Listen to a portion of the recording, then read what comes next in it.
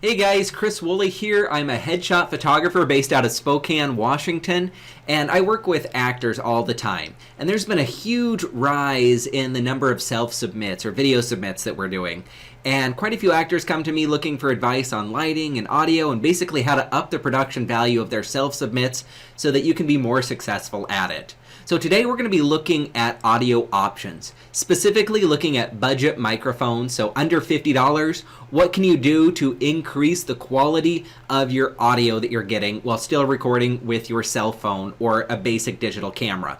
And I've got two options to show you today. One's a wired mic, the other one's a wireless mic. Both of them are under $50. And let's kind of dive on in and take a peek at them.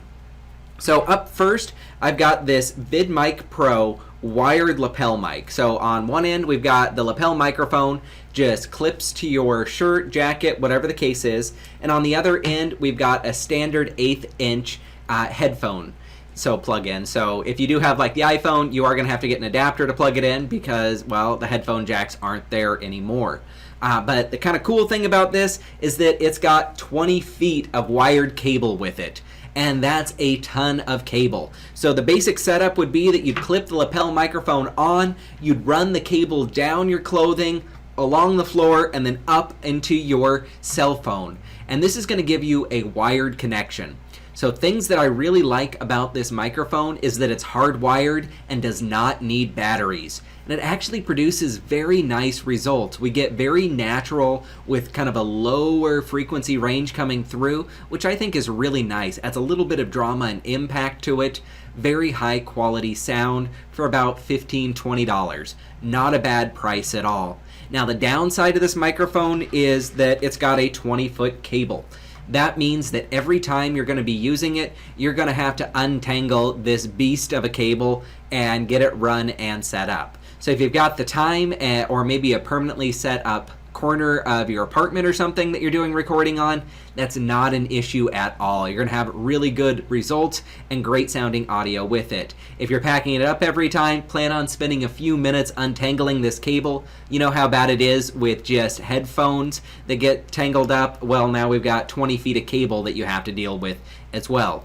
Kind of a cool bonus on this thing is that it does have the ability to battery power it. So if you are plugging this into like a DSLR camera or a non-cell phone camera, you can flip this switch and give it power. If you're just using your smartphone, no power is required for it. The phone provides it all.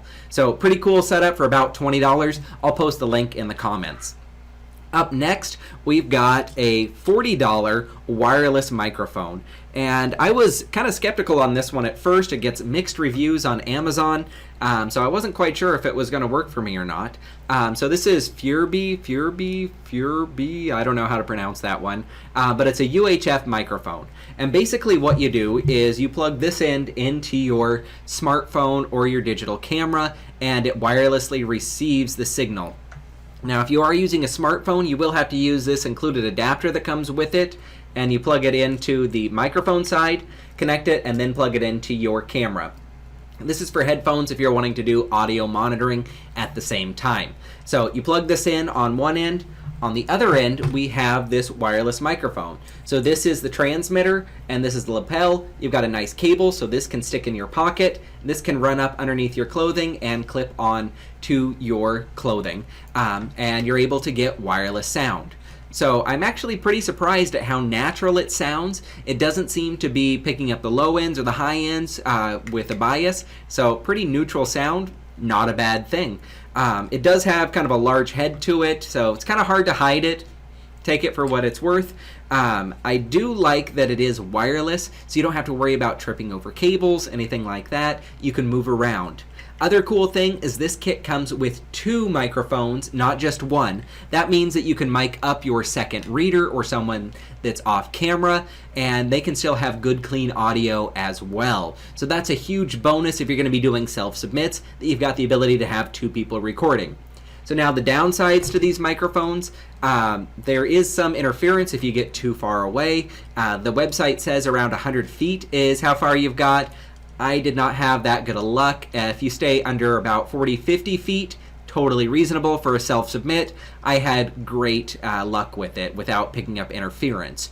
And the closer you are, the stronger the signal was. So kind of take that one. I wouldn't use this for filmmaking by any means, but for doing a self-submit, totally going to be worth it. Other thing is the battery life. Now, these have built-in batteries that are USB rechargeable, so you get a little adapter that you just plug it in to like a cell phone charging station, and you're going to be charging your units. You don't have to buy batteries. But the batteries don't last that long, so I'd recommend charging them or putting them on charge before each use. I've noticed that when I did charge them up fully and then leave them for a few weeks without using them, that the batteries were dead when I went to go use it again. That kind of sucks if you're on a deadline, so make sure that you're giving yourself time to charge it beforehand, and it takes all those headaches away. Okay, so those are my thoughts on them. I think both of them are nice options to have. One of them might be more appropriate for you than the other one, depending on what your needs and setup are. If you have a permanent location that you're recording, the wired one definitely makes sense, and at about $20, that's a steal. If you are constantly packing up and setting up for doing these recordings, having the wireless one's going to be way easier. If you're using a second reader, having the wireless one also going to be a great idea. And at $40, it's hard to beat. So let's kind of give a listen to these and let you decide for yourself which one's better. I've got 3 different clips I'm going to play for you.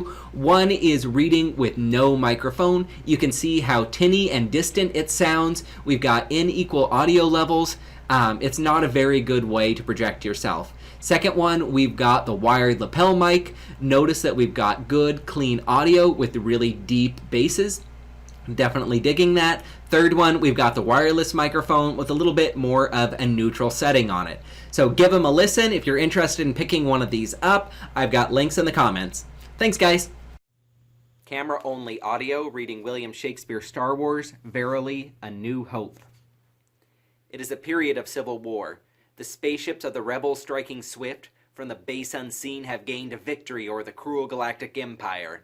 Wired lapel microphone, audio test, reading William Shakespeare Star Wars, Verily a New Hope. It is a period of civil war. The spaceships of the rebels striking swift from the base unseen have gained a victory over the cruel galactic empire. Wireless microphone, reading William Shakespeare's Star Wars, Verily a New Hope. It is a period of civil war. The spaceships of the rebels striking swift from the base unseen have gained a victory o'er the cruel galactic empire, now adrift.